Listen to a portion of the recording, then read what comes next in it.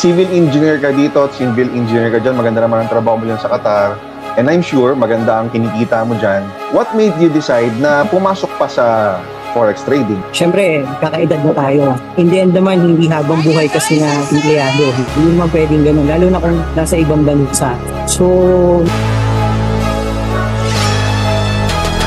ang Lifestyle Trader Academy is not just a course. Ang LTE Good Algo is not just a trading bot. It's a movement. Hey guys, what's up? Nico Mendoza po.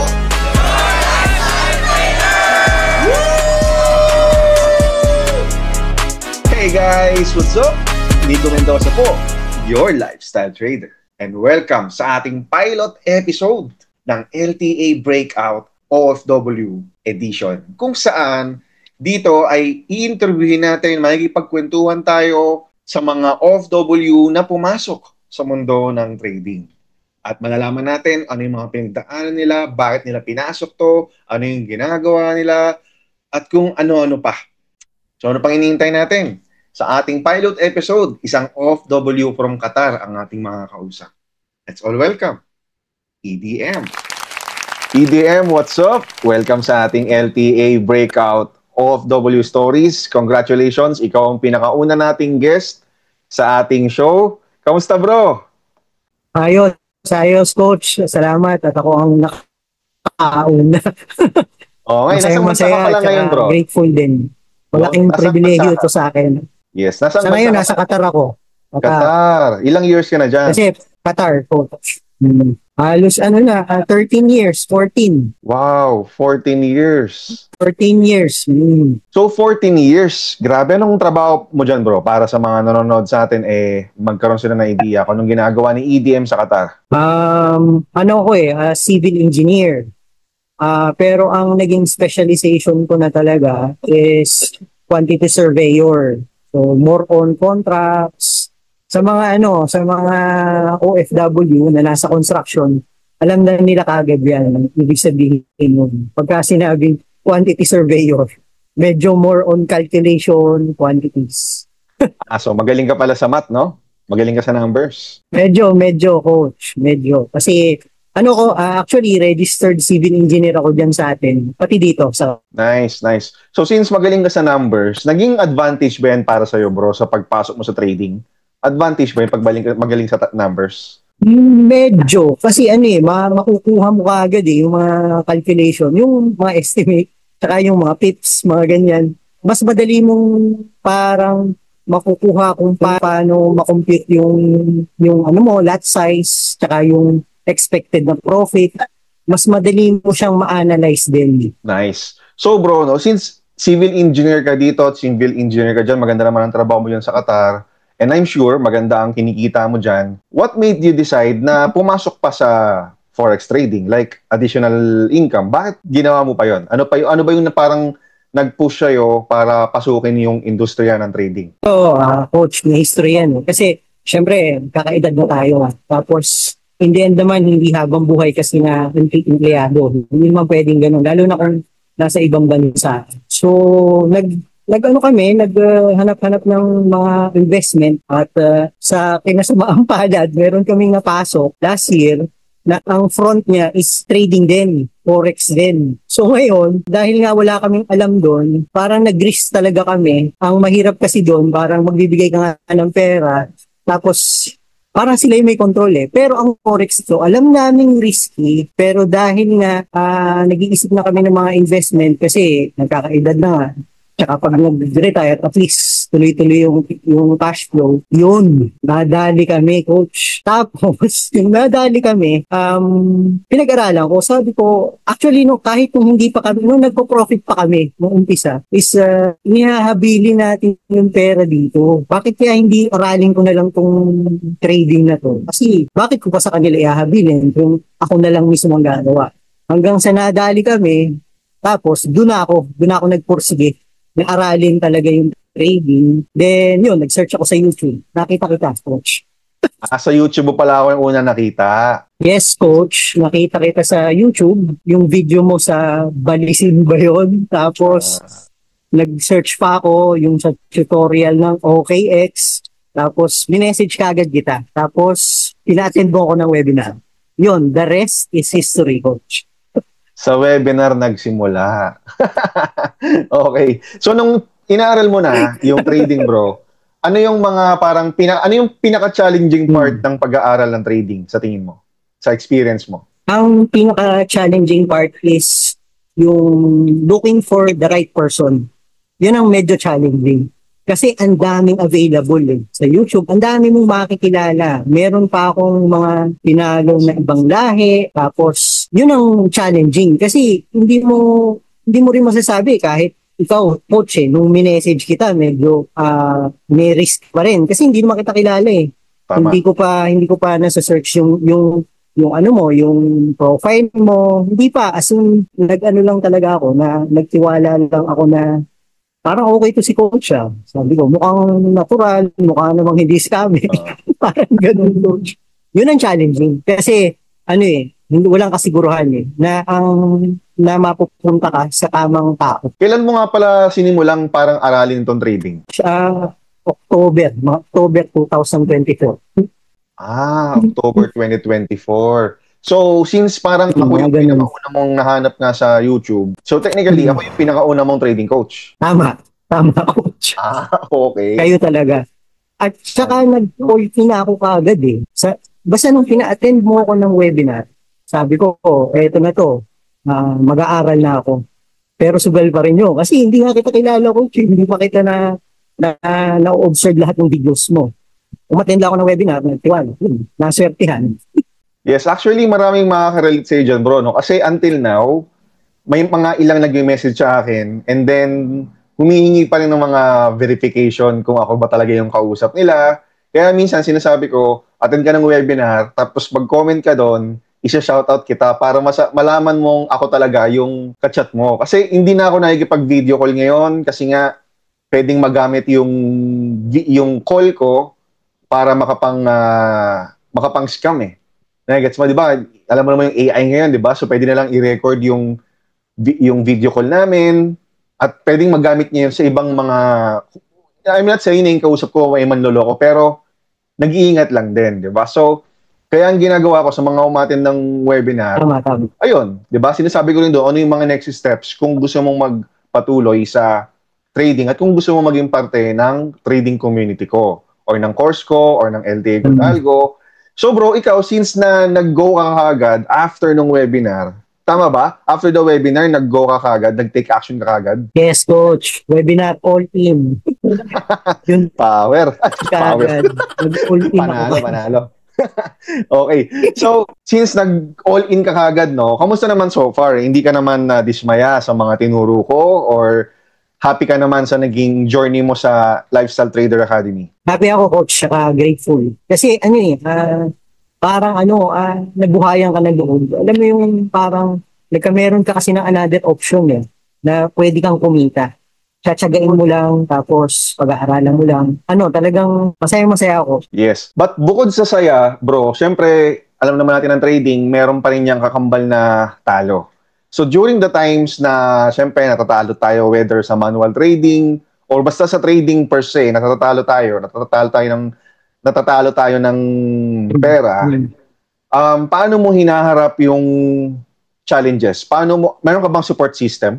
Or ano yung support system mo? Ang support system ko is si Mrs. Kasi nung pinasok namin to, as in pinag-usapan talaga namin. Tapos since yun nga, pag nagdidesisyon naman kami, lalo na para sa buhay namin, sa mga moves namin, laging open kami. Hindi ako naglilihim. So, dalawa kami.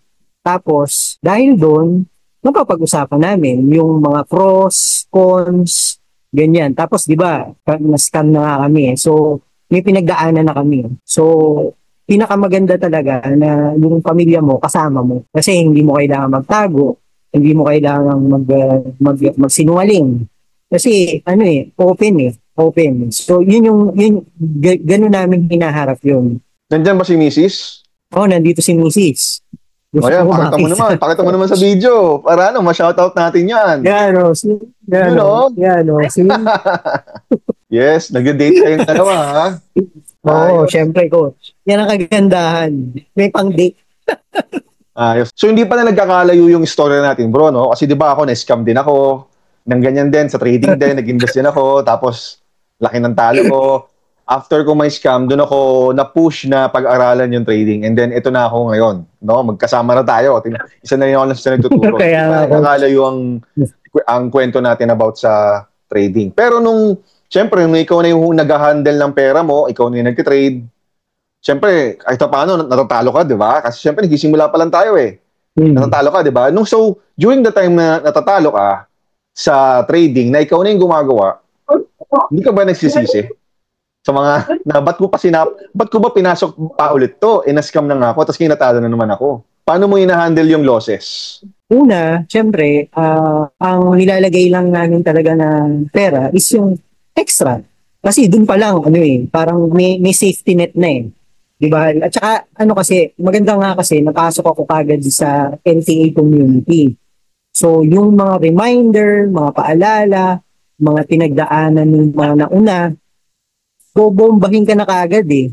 Talagang papasok sa utak mo eh. So, mariremind ka na iwasan Kaya parang kalmado eh. Kalmado lang yung journey. Yung mga talo, maliit lang, hindi ganun talagang yung panalo, hindi rin ganun ka exaggerated. Kasi, hindi ka parang nagsusugal. Hindi ganun eh. Dun, pag nagsusugal ka, dun ka makakadali talaga ng, one time, big time, parang ganun, di ba? Hindi eh.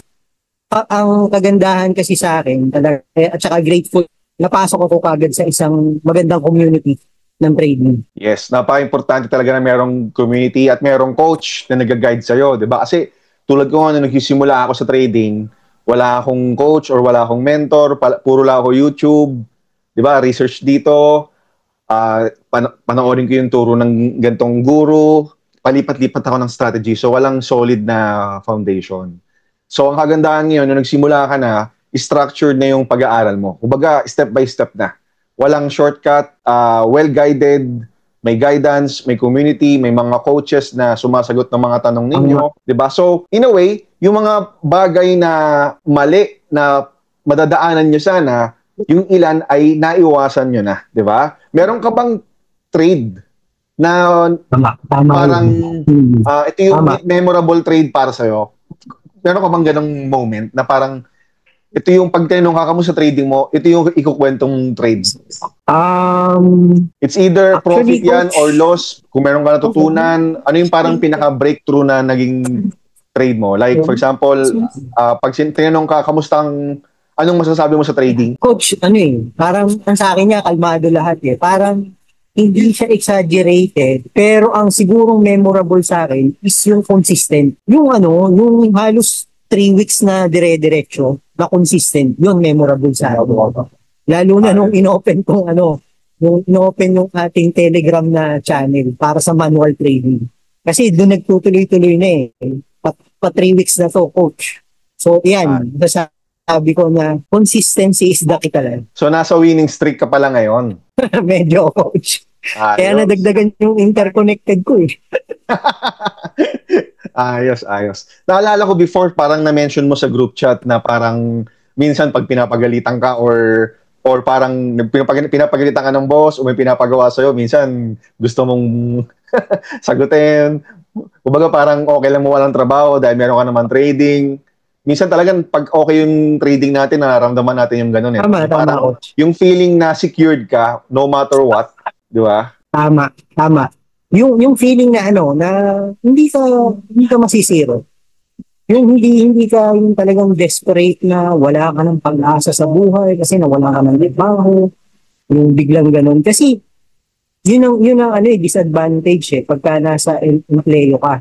Tapos kahit OFW ka, kasi anytime hindi mo masasabi. Bigla ka na lang i-issuehan ng termination letter. Yung tipong ganun. Kaya rin kami na-push na maghanap ng investment nung last year. Kasi, alam mo na eh, medyo nakakaedad na nga tayo. So, maganda may options. Yes. So, ikaw bilang OFW, syempre alam naman natin, busy kayo dyan sa trabaho ninyo. Mataas din yung demand ng trabaho mo. Kahit busy ka dyan, nasisingit, nagagawa mo pa rin yung trading. My question is, ilang oras or gaano katagal kang nakatutok sa trading in a day? Kung bibigyan mo ng oras, like mga ilang minuto o ilang oras ka nagte-trade? Sa ngayon, coach, kasama yung yung pag-aaral. Yung kasi yung pagte-trade, saglit lang yun. Mag-e-enter ka, tapos mag-e-enter ka ng stop loss, tapos take profit. Saglit lang yun. Yung pag-aaral, dun medyo matagal. Siguro mga 2 to 4 hours a day. Kasi yung day job ko, usually 10 hours a day. Tapos 5 days a week. So, tapos pag weekend, kalimitan, ipapahinga talaga kami or lumalabas kami. Pero, yun nga, kung I see to it na talagang gumaling sa pagtitrade. Kasi OFW nga ako, may day job ako. So, usually 10 hours a day yan, 5 days a week. Pag minsan, 6 days a week. So, siguro mga 2 to 4 hours a day. Usually, before ako pumasok at saka after work. Kasama na yung pag-aaral. Kasi dun ka magtatagal yung pag-aaral ng chart. Saka yung pag-aaral bago ka mag-entry, ganyan. Tapos pag weekend naman yun, pinapanood ko yung modules ng LTA Academy. Maganda rin yung channel natin, yung Telegram channel ng LTA. Telegram channel natin is malaking bagay yun. Kasi lalo na kung mag-engage ka, saka yung tsatsagain mong magbasa, mag-backread, kasi ang dami yung matututunan. Yung talagang mga senaryo na iba't iba nandun. So, yun, continuous learning lang. Kasi, paano ba kayo gumaling, coach? Paano kayo gumaling si Coach Alvin? Dahil sa pag-aaral. Yes, that's right. Actually, maganda yung ginagawa mo, no? Sinabi mo nga kanina, 2 hanggang 4 na oras sa isang araw ang ginugugol mo sa trading, which is kasama na nga yung pag-aaral. Kasi sabi mo nga kanina, saglit lang yung trading eh. Kasi mag-enter ka ng trade, lagay ng stop loss, lagay ng TP, that's it. The rest of your time, pag-aaral na. So, yung kasi yung isa sa kamalian ng mga newbie usually. Yung mas matagal sila sa pag-trade kaysa sa pag-aaral. So, buti naman, ganun yung practice mo, no? Kaya, no wonder na nasusustain mo, nagiging consistent ka because hindi ka humihinto sa pag-aaral. And actually, no, na pagka nagkaka-chat nga tayo, or sa group chat, sa Telegram natin, sinasabi mo nga rin doon, no, pinaparod mo talaga yung mga replay nung mga webinar ko. Kasi totoo nga naman, sa mga live webinars ko before, yung mga training natin, may mga nasasabi akong tips doon. Doon mo ako ma-observe kung paano ako mag-isip pag nag-trade eh. Diba? Yung mga observation ko, yung mga analysis ko na hindi ko nasabi doon sa mga na-record ng modules. Diba? So, good job for doing that. Pinapoy mo talaga ng replay yung mga previous live training, live webinars na kahit mahaba, minsan may mga 2 oras pang webinar eh. Diba? And also, maximize mo yung Telegram, which is very important. Diba? Yung isa yan sa nagiging underrated benefit sa mga community eh, yung group chat. Kasi pag nakipag-engage ka sa mga group chat, lalo na sa ating Telegram, mas mababantay mo yung sarili mo eh. Kasi pag solo ka lang, walang nagbabantay, wala kang ina-updatean, doon ka nakakagawa ng mga biggest mistakes sa trading. Kasi hindi ka nako-conscious. Tama, coach. Diba? Wherein sa Telegram natin, syempre naglalabasan tayo ng profit doon, nag-share tayo ng analysis, nag-share tayo ng minsan pag loss tayo, nag-share pa rin tayo para mabantayan natin yung isa't isa. Tayo mismo, sa community, tayo mismo yung nagiging pulis sa isa't isa. So pagka minsan may nakikita tayo, di ba, puro losses, puro stop loss hit, di ba? Sinasabi natin, tama ka na, konta ka na sa talo today, stop na. Kung mag-isa ka lang, hindi mo tatantanan yun. Dire-diretso ka lang sa pag-trade, hanggang sa maubos yung pera mo. Ganon din naman kapag malaki na yung profit ng kasama natin. Sinasabihan din natin, tama na, chill na, enjoy mo na yung profit mo, di ba? Withdraw mo na yan, di ba? So, ganun yung kagandahan ng pagkakaroon ng meron tayong ganyang klaseng community, di ba? So, ito bro, question ko sa'yo, no? Since ikaw ay isang OFW at ikaw ngayon pinakauna nating guest dito sa LTA Breakout, OFW Stories, marirecommend mo ba talaga ang forex trading sa mga kapwa OFW mo? Yes, coach. Highly recommended. Magtiyaga ka lang talagang aralin mo. Kasi ang ganda ang ganda ng opportunity na binibigay niya. Napakaganda. Para sa akin talaga. Kasi marami na rin naman akong pamimili na mga pinasok na investment, business, ganyan. As OFW kasi, ito yung masasabi ko talaga na na pwedeng part-time. Kasi may mga pinasok din kami, yung marami online selling, tapos may mga, ang problema lang, yung mga pinasok namin is medyo traditional na medyo hybrid din kasi may products na ang principle din is magbebenta. Parang as OFW, medyo konsumo rin ng oras yun. Kahit paano sabihin mo. Ito pati coach, ito yung na-realize ko rin. Sa mga ganun kasi, yung traditional, kahit nasabihin nilang hybrid ngayon na dropshipping o kung ano, may client din. So, yung income mo, nakadepende rin sa client. Hindi sa sarili mo lang. Tama. Etong sa trading, wala kang client na iintayin na magdesisyon, wala kang client na schedule mo yung oras mo o ano. So, ito talaga yung part-time para sa akin. Ito talaga. Kasi, halos 24 hours na. Ang customer, parang global din. Kumbaga sa global talaga. Kasi lahat ng currency pwede nilagay. Lahat ng... So, ito yung masasabi ko talagang part-time para sa mga OFW. Para sa akin yan. Hindi ko naman, wala akong sinasabi na masama against sa yung mga gusto ngayon. Sa yung mga hype ngayon na hybrid investment, business, online. Pero ito, ang client mo, wala kang intindihing client. Yes, tama, no? So, actually, no, since kilala mo nga ako as the lifestyle trader and because of trading, na-experience ko nga yung lifestyle na gusto ko para sa pamilya ko. And nakikita ko ikaw din, no, kayo ng family mo, mahilig din kayo mag-travel katulad namin, no. So, ngayon na meron ka ng forex trading business, mas nakikita mo ba yung sarili mo at yung pamilya mo na mas makakapag-travel pa or mas may enjoy yung lifestyle na meron kayo with the current business that you have ngayon, yung forex trading business natin? Yes, coach. Kasi dati talagang dahil sa ganda ng trabaho, tapos mga incentives, kaya kayo kapag-travel, di ba? Pero yun nga, what if mawala ka ng trabaho? Of course, mawala yung incentives. So, paano mo nagagawin? Kailangan ng gastos. So, yun din, coach, kaya rin siguro naging patok ko sa akin. Kasi nung nakita ko parehas tayo Mahilig tayo mag-travel. So, sabi ko, tapos pamilya, ganyan, family-oriented. Kaya pasok na pasok sa akin. Oo nga pati yung scam, parehas tayo. Okay. So, last na lang, no? Siyempre, marami mga OFW din na makakapanood nito or nanonood nito na siyempre makaka-relate din sa'yo. At katulad mo, nag-aanat din ng mga extra mapagkakitaan.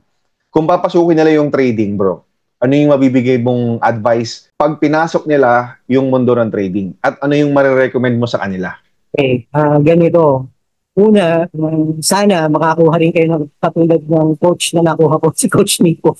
Pero ang sa akin, huwag kayong magpapahype.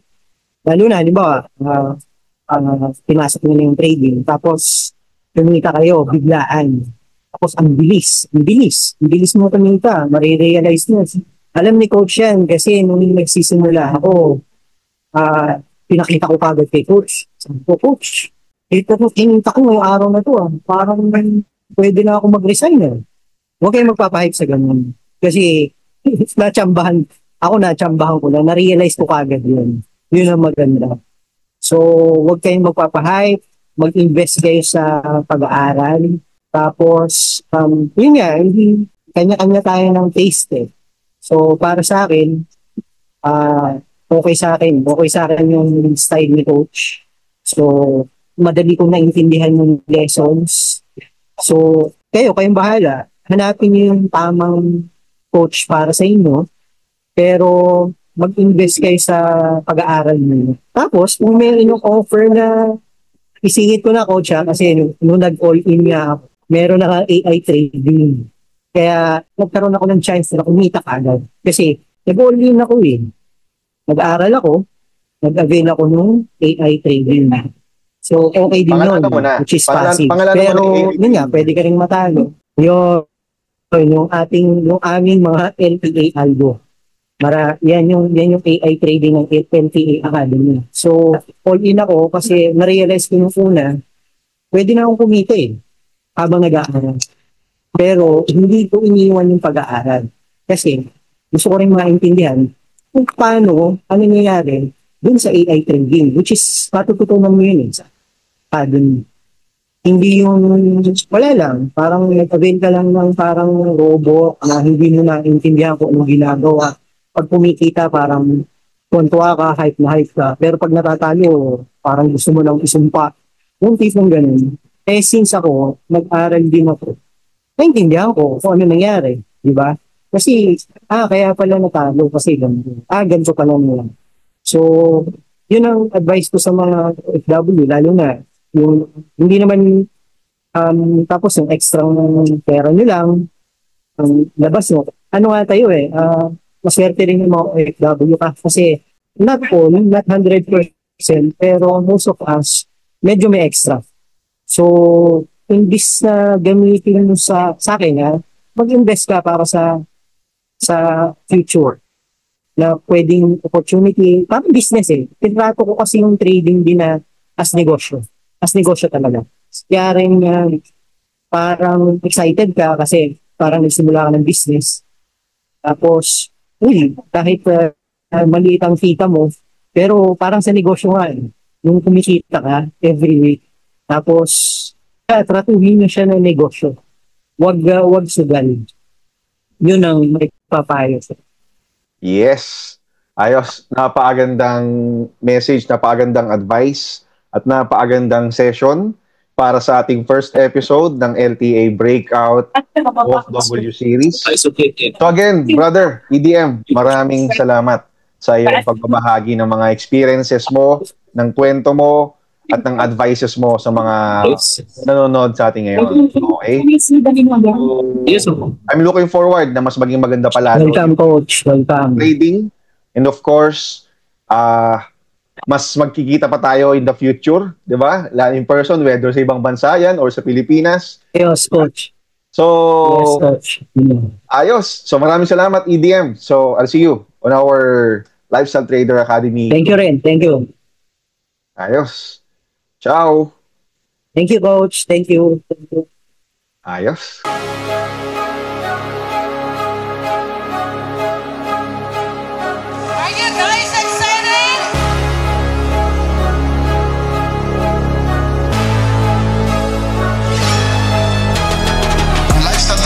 Is not just a course. Ang LTA Good Algo is not just a trading bot. It's a movement. Hey guys, what's up? Nico Mendoza po.